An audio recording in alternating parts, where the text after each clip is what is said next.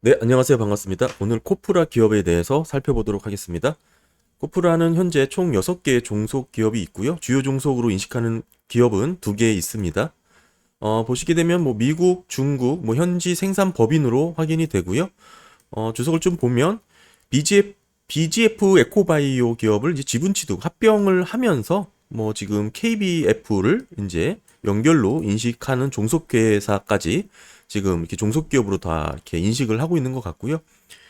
자산 총액 기준으로 봤을 때는 지금 BGF 에코바이오 정도가 주요 종속 회사로 확인이 되고, 다음은 이제 미국 현지 법인 정도가 이제 확인이 됩니다. 네, 기업의 최대 주주는 BGF가 지금 지분율 50%를 확보한 것으로 확인이 되고요. BGF는 우리가 잘 아는 그 CU 편의점을 운영하는 그런 회사죠. 계열사 간 이런 현황까지 지금 확인이 됩니다. 최근 공시를 살펴보니 지금 주주총회 소집 결의 공시고요. 주요 의안이 상호 변경이 있습니다. 지금 코프라가 BGF 에코머티리얼스로 변경된다라는 안건이고요. 결국에는 BGF가 최대 주주가 되면서 결국에는 이제 이런 상호 변경까지 이어지는 흐름입니다. 보시면 BGF 관련된 계열사가 엄청 많네요. 지금 엄청나게 많은 것으로 지금 확인이 되고, 계열 회사로 보더라도 지금 최대 주주였죠. BGF 리테일, 코프라가 이제 주요 기업으로 이렇게 확인이 되고, 이제 나머지 쭉 이제 연관된 기업들이 이렇게 확인이 됩니다. BGF 관련해서 지금 합병이 있었기 때문에 그 부분을 조금 더 들여다보면, 네, 여기입니다. BGF 에코바이오 주식을 취득한 부분, 총 6만 주의 에코바이오 주식을 취득을 했고, 이게 들고 있던 게 이제 BGF가 되겠죠. 아까 최대 주주입니다. 최대 주주에 들고 있던 기업, 홍정혁 씨도 대표이사님이 되겠죠. 관계 특관인이 될 것 같고요. 어찌됐든 BGF가 들고 있던 6만 주의 주식을 흡수 합병한 방식이고, 현물 출자 방식입니다. 현물 출자 같은 경우는 법원에 또 판결도 있어야 되는 부분인데, 어찌됐든 제3자 배정으로 이렇게 진행했던 것을 보면, 최대 주주가 들고 있던 에코바이오의 주식을 코프라가 이렇게 사주는 그런 방식이고, 어찌됐든 이제 계열 정리를 위한 그런 부분으로 이해를 할 수가 있겠죠. 최대 주주가 아까, 근데 지금 이뤄지는 거 보면 최대 주주의 변경이 된 게 얼마 되지 않은 것으로 일단은 추정이 되고요.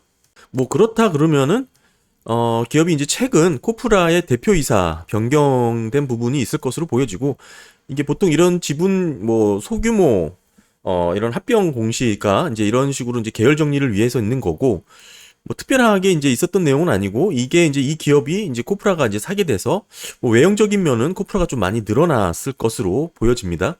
네, 최대 주주 변동 내역을 좀 살펴보니까, 네, 지금 BGF의 지분 지금, 네, 여기서 이제 좀 확인할 수 있을 것 같고요.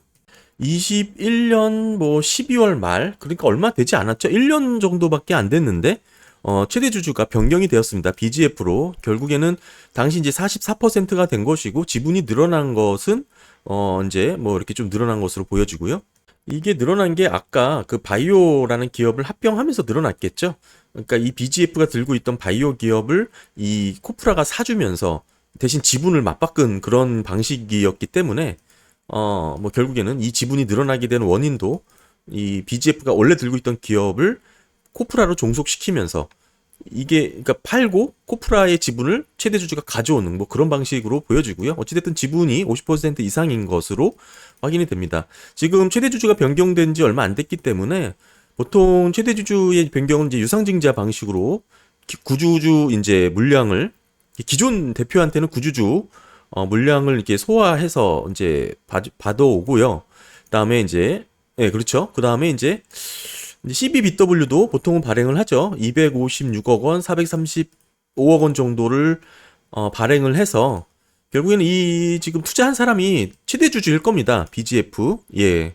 그렇기 때문에, 네, BGF가 맞죠. 그러니까 사실 최대 주주가 들고 있는 CB, BW라는 의미고, 이런 경우에는 오버행에 대한 이슈라든지 또 특별히 물량 출에 대한 그런 부분보다는 최대 주주의 다양한 지분 확보 부분으로 좀 이해할 수 있을 것 같고요.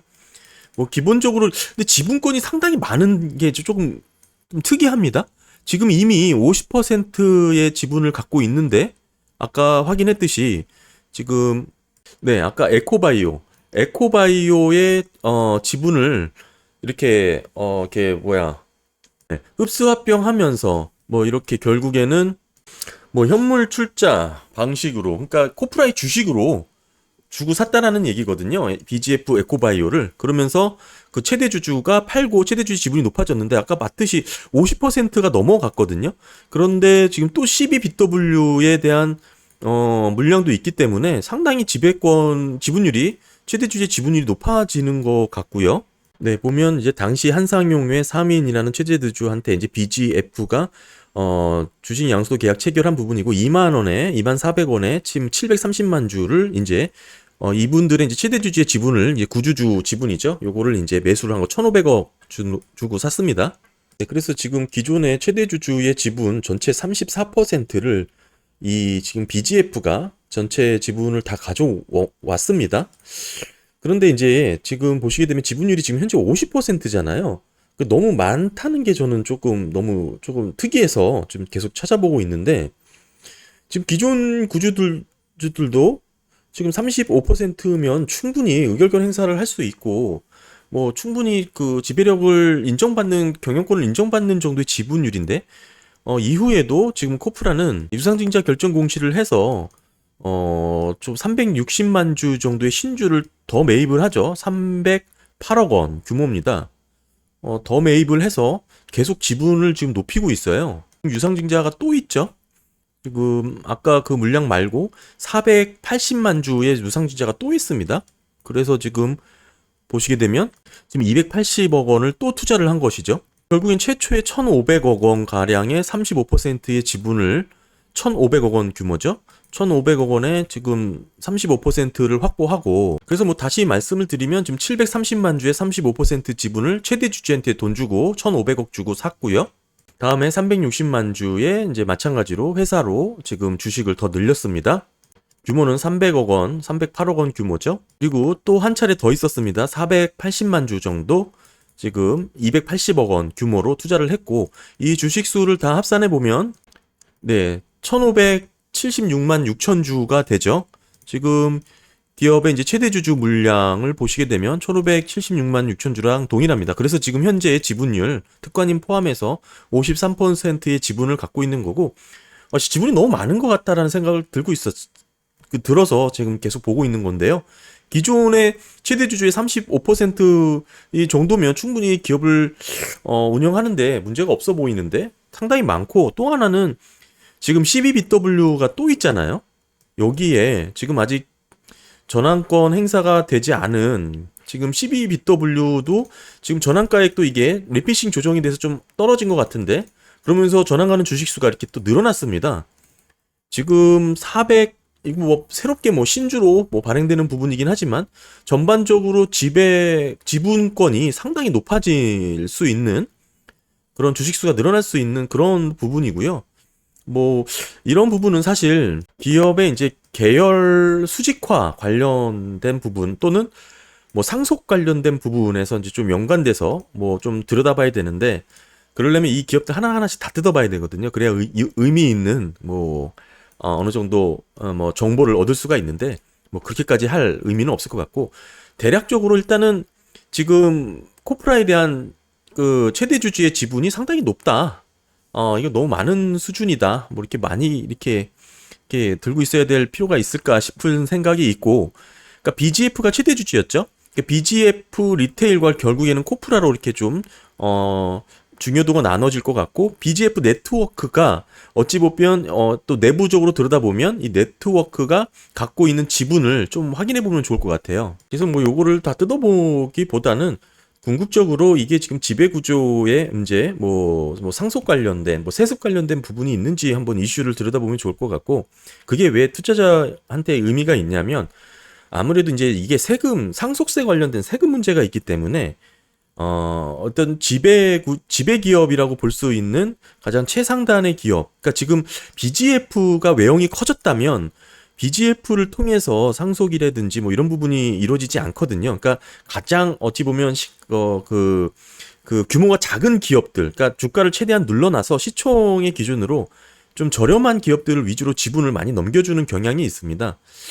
그러니까 예를 들면 우리 지주회사가 경영 승계 작업에 많이 쓰이는데 그러기 위해서 배당을 많이 주죠. 배당을 많이 준다는 의미는 배당락으로 인해서 주가가 계속 떨어진다는 의미예요. 주가를 떨어뜨려야 될 만한 그런 재벌 그룹들의 이제 이유가 있는 것이죠. 상속을 위한 상속세를 뭐 절약을 한다든지 뭐 기타 등등으로 이어지는 부분들이 많기 때문에 지금 코프라도 제가 보기엔 그런 영역에서 조금 지분을 좀 보셔야 될 것 같아요. 지금 BGF가 들고 있는 이 30% 지분도 결국에는 좀 눈여겨봐야 될 부분이 있어 보이고 지금 사실 너무 많죠. 기존에 30%로 운영했던 최대 주주의 지분을 지금 BGF가 더 사고 유상증자를 통해서 이 두 개 정도 또 통해서 지분을 늘려왔고 또 12BW까지 또 있기 때문에 상당히 물량이 많아서 그런 생각을 좀 해봤고요.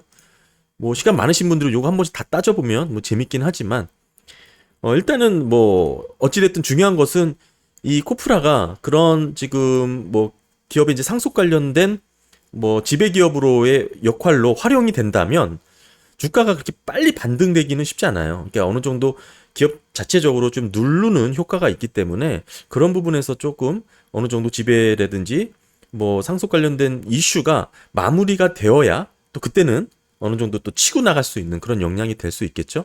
뭐 요거는 내막을 조금 더 봐야 될 부분이라고 보여지고 궁극적으로는 지금 총 뭐 투자금이 뭐 대략 한 2천억 원이 넘어가는 것 같긴 한데 지금 이게 주식이 8,500원 수준이었으니까요. 뭐 지금 주식수 대비로 봤을 때는 그럴 것 같고 중요한 것은 요 1,500억 원 지금 이게 2천억 원 규모죠. 거기에 이제 12BW까지 합치면 2,500억 원 수준이 되겠네요. 총 투자를 한 게. 1,500원은 이제 기존 최대 주주한테 넘겨줬으니까 회사에 없는 돈이고 결국 이 두 개는 이제 유상증자로 회사에 넣은 돈이죠. 600억 원 넣고 12BW도 마찬가지로 지금 돈을 또 넣었던 부분이 있죠. 12BW도 256억 원하고 435억 원 이렇게 돈을 넣었으니까요. 뭐 BGF가 다 투자를 한 거니까 지금 256억 원 하고 기업은 총 지금 1279억 원을 이제 기업에 이제 코프라에 투자를 돈을 넣은 것이죠. 그러면서 지분을 더 일단 확보한 거고 이걸 다 합산해 보면 거의 2,500억 원이 넘어가죠. 2,800억 원 가깝게 지금 돈을 쓴 것입니다. 이거는 전환사채고 이건 BW고요. 너무 많죠, 사실. 너무 많아요. 경영을 위해서라면 이렇게 50% 이상 지분을 확보할 이유가 없습니다. 뭐 그렇게까지 뭐 지금 기존 최대들도 한 35%로 충분히 경영권을 인정받으면서 안정적으로 운영했던 지배가 있기 때문에 지금 너무 많아서 지금 들여다본 것이고 그런 의미로 이제 상속 관련해서 코프라가 활용이 된다면 그게 마무리되기까지는 주가가 계속 눌림 형상에 있을 수밖에 없다. 뭐 기업 입장에서는 뭐 이런 뭐 기업을 띄우거나 주가를 띄우는 그런 역할보다는 소극적으로 뭐 상속 관련된 이슈가 잘 마무리되길 원할 테니까요. 뭐 그렇게 좀 보시면 될 것 같고, 단 이제 그게 이제 빠르게 마무리가 된다면 또 기업의 가치는 또 빠르게 슈팅이 일어날 수 있겠죠. 너무 겉다리를 좀 많이 살펴봤는데 일단 기업은 고기능성 폴리머 위주입니다. 신소재 관련된 기업이라고 볼 수가 있고요. 주요 원재료 보시게 되면 지금 이렇게 확인이 되죠. 결국에는 이제 석유 관련된 원유 가격에 따라서 이제 가격 경쟁력이 좀 결정될 것 같고 기업의 이제 실적 보시게 되면 아무래도 지금 원자재 원유 가격 자체가 지금 많이 올랐다가 변동성이 심하죠. 네, 지금 보시면은 매출액은 연결 손익계산서로 이렇게 상당히 점프업까지는 아니지만 상당히 증가한 모습이지만 영업이익 단에서는 좀 많이 하락세를 보였죠.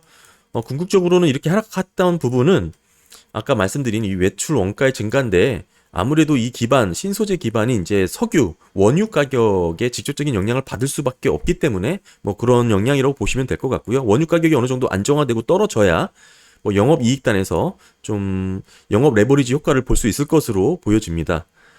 더불어서 이제 단기 순이익은 186억 원에서 278억 원으로 좀 증가를 했는데 영업이익은 축소가 됐음에도 순이익은 늘어났죠. 원인을 보시게 되면 금융수익이 많이 늘어났습니다. 304억 원. 근데 사실 이 부분 아까 12BW가 있었던 것을 가늠해서 본다면 파생상품 평가 이익으로 볼 수가 있어요. 뭐 굳이 찾아보지 않더라도 코프라의 주가가 계속해서 하락했기 때문에 장부상으로 나중에 보통주 전환돼야 될 요 부분에 대한 주식 평가 차익을 그냥 이익으로 계산한 것 뿐이고요. 뭐 현금이 들어온 수익이 아니기 때문에 큰 의미가 없습니다. 따라서 지금의 단기 순이익은 별 의미 없다. 지금 영업이익이 그러니까 원유 가격이 높아져서 조금 둔화된 모습이다라고 실적을 보시면 될 것 같고요. 네, 기업의 총 자산은 3,612억 원이고요.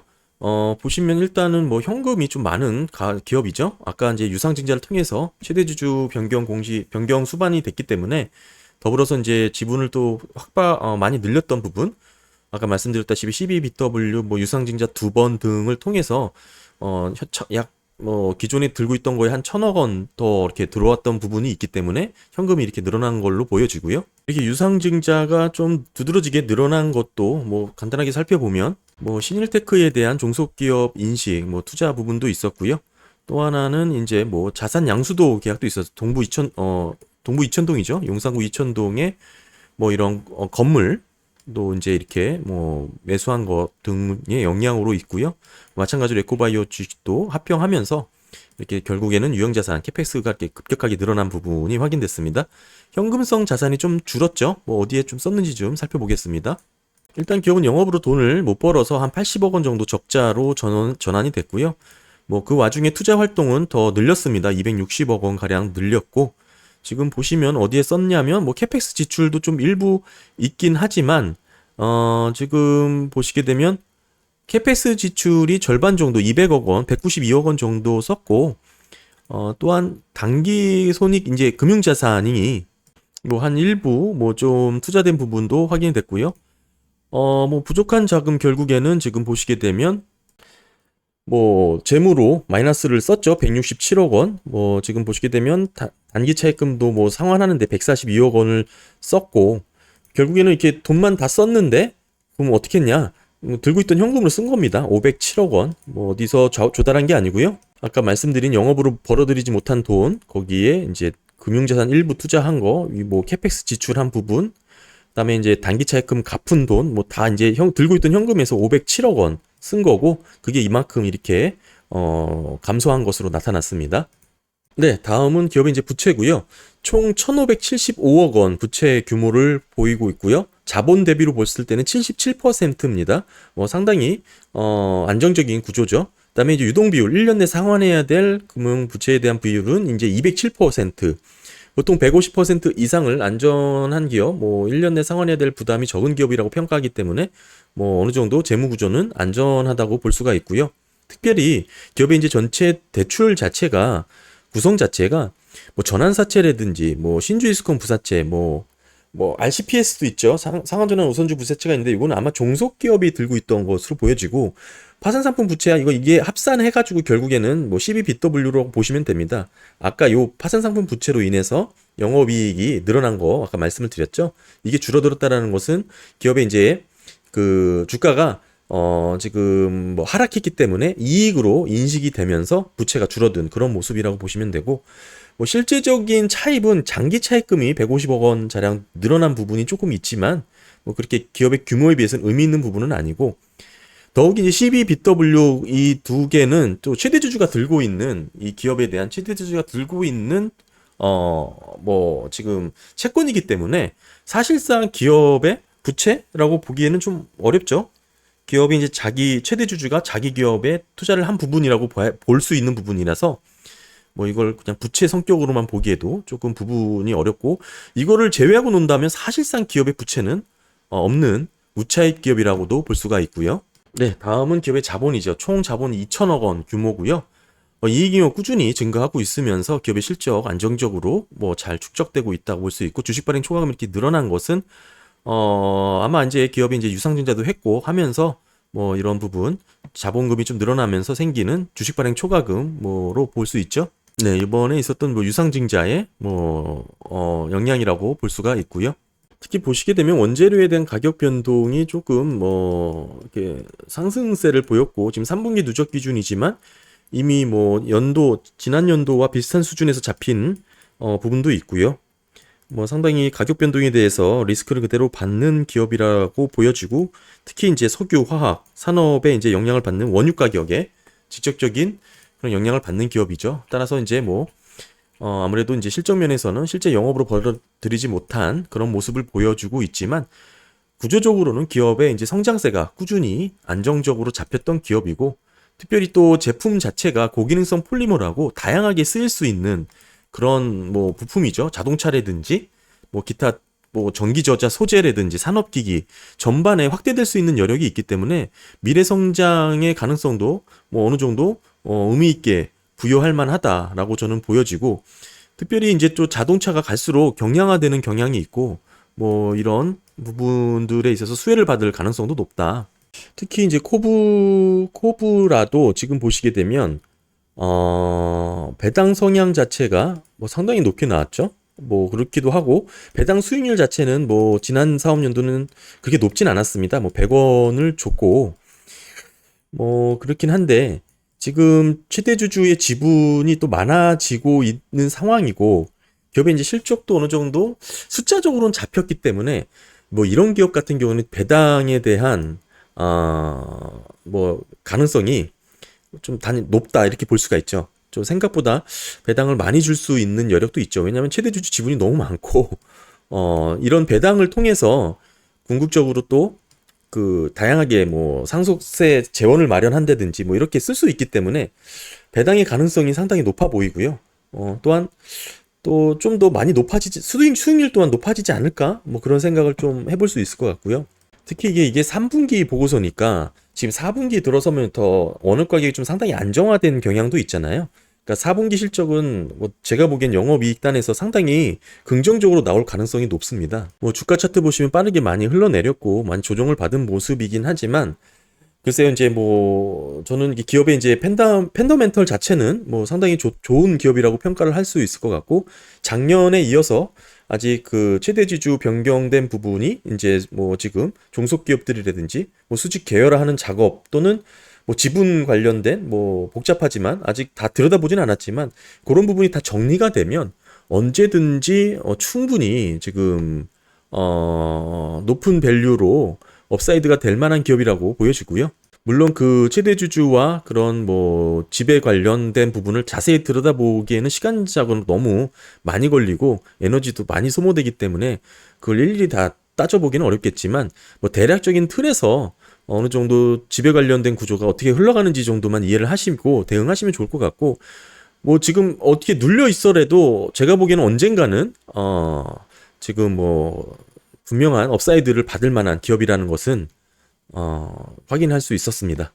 오늘 코프라 기업에 대해서 한번 살펴봤고요. 기업 전반, 산업 전반에 다양하게 쓰일 수 있는 기업이기 때문에 상당히 긍정적이라고 보여지고요. 뭐 자동차를 비롯해서 우리나라 산업 전반에 전기전자 제품 다양하게 쓰일 수 있는 산업 자재에 앞으로 이제 제조업에 대한 뭐 역량이라든지 강화, 특히 이제 첨단 소재에 대한 부분이 집중될 수밖에 없기 때문에 관심 갖고 지켜보면 좋지 않을까 생각해 봤습니다. 오늘 코프라 기업 살펴봤습니다. 감사합니다.